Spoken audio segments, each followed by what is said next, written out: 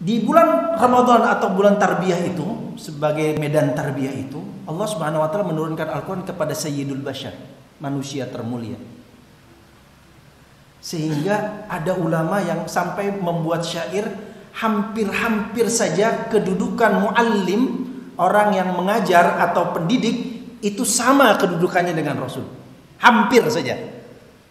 Ya, karena para rasul tidak mewariskan, lam yuwarithu dinaran wala dirham. Ada satu bait syair yang saya mungkin sedikit bacakan untuk menggugah. Sudah diberikan kemuliaan yang begitu besar buat sang muallim atau murabbi. Qum lil muallimi wa fihi tabjila kadal muallimu ayyakuna rasula a'alimta ashrafa wa azza minal ladhi yabni wa yunshi'u anfusan wa uqula. Qum lil muallim, berdirilah menghormati sang guru. Gitu ya. Dulu kita waktu kecil diajarkan, waktu masuk guru ke mana? Ke kelas, anak-anak berdiri. Qum lil muallim, berdirilah, hormati gurumu. Wa fihi tabjila, tunaikan kemuliaan, pengagungan kepadanya, saking tingginya. Mengapa? Dia beri alasan. Kadal muallimu ayyakuna rasula, hampir-hampir saja seorang muallim itu adalah seorang rasul. Karena semua yang dia berikan dan dia sampaikan adalah apa yang dibawa oleh Rasulullah sallallahu alaihi wasallam. Ini ditujukan kepada guru din, guru iman, murabbi. Kunu rabbaniyin bima kuntum tuallimunal kitab wa bima kuntum tadrusun. Rabbani akan terjadi kalau yang disampaikan dan diajarkan adalah Alkitab wal wahyi, sunnah Rasulullah sallallahu alaihi wasallam. Alimta, apakah engkau tak pernah tahu? Apakah engkau sudah tahu? Asyrafa wa azza minal ladzi, adakah yang lebih mulia dan lebih tinggi derajatnya dibandingkan orang yang yabni, membangun, wa yunshi anfusan wa ukula, yang tugasnya membangun dan mayunshi, mendidik, membina, melahirkan jiwa-jiwa dan akal-akal yang tinggi. Tidak ada yang lebih berharga dari itu. Dan itu lahir dari medan tarbiyah, bukan medan rububiyah ammah. Bukan rububiyah ammah yang para manajer-manajer kasih kafalah pada antum, yang para direktur-direktur yang sudah menentukan sekian kapalah antum, kerja antum. Tidak, itu tidak ada sama sekali derajat yang disebutkan oleh Allah dan Rasulnya sebagai orang-orang yang mulia. Tetapi muallim yang walaupun pakaiannya lusuh, dalam tanda petik, walaupun sekarang jangan lusuh ya, jangan mentang-mentang disebut dulu banyak yang lusuh, sekarang berlusuh-lusuh supaya disebut muallimul khair. Tidak ada kaitan. Tetapi walaupun saya bilang, walaupun sang muallim itu lusuh, dia jauh lebih mulia dibandingkan orang-orang yang berdasi dan berjas. Makanya seseorang yang tahu harga sesuatu, dialah orang yang paling tinggi, menjunjung tinggi misinya itu. Ini pasti itu. Kalau Anda baca hadis-hadis Rasulullah SAW, walaupun dalam kehidupan sudah sesuatu yang pasti, tapi Rasulullah SAW pernah mengingatkan hal ini. Lau ta'lamuna ma'a'lamu, kalau kalian tahu apa yang aku ketahui. Di sini ada isyarah yang sangat dalam. Apa itu?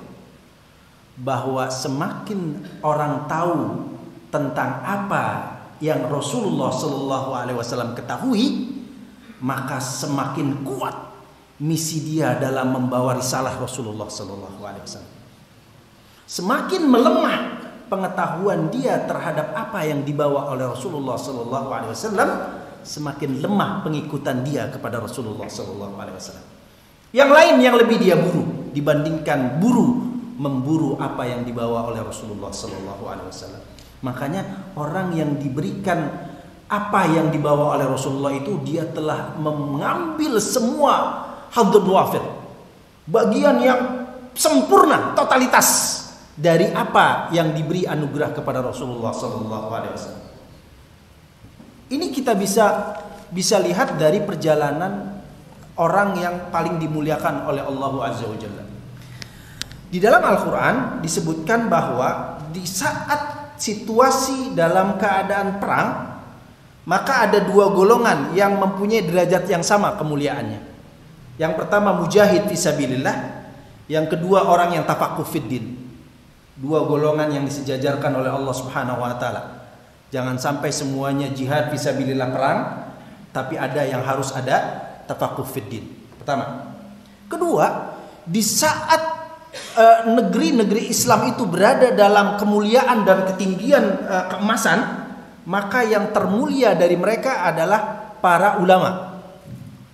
Itu bisa kita lihat dari semua siar, buku-buku biografi kehidupan yang dijelaskan oleh para ulama, mayoritas bahkan mungkin hampir 99% menjelaskan tentang sosok ulama. Betul nggak? Sampai sang mujahid pun tergolong banyak yang ulama. Ini menandakan bahwa kedudukan ulama pada asasnya adalah kedudukan tertinggi dibandingkan mujahid fisabilillah. Mujahid fisabilillah dalam tanda petik di sini adalah orang yang qital, perang maksudnya, gitu ya. Walaupun qital itu berada pada posisi yang sangat luar biasa ketika dalam situasi perang. Oke? Tetapi ketika dalam kondisi yang bukan perang, kedudukan tertinggi berada di tangan para ulama. Karena mereka adalah siddiqun. Apa itu siddiqun? Orang-orang yang jujur dalam keimanannya. Apa yang dia imani, itulah yang dia wujudkan dalam kehidupannya. Sampai-sampai tak ada satupun di antara mereka yang mau meninggalkannya. Karena apa? Karena begitu dalamnya pengertian mereka tentang memegang amanah keulamaan. Tarbiyah. Coba kita lihat banyak sejarah para ulama yang ditawarkan jadi hakim. Hakim juga sama kan? Dia mewujudkan hukum Allah, tapi di mana? Di tempat qadha, di tempat persengketaan. Ya. Tetapi sang ulama yang mengerti tentang arti sebuah tarbiyah tak mau meninggalkannya. Sampai harus dihukum pun siap. Lebih baik di medan tarbiyah daripada dia harus menjadi hakim.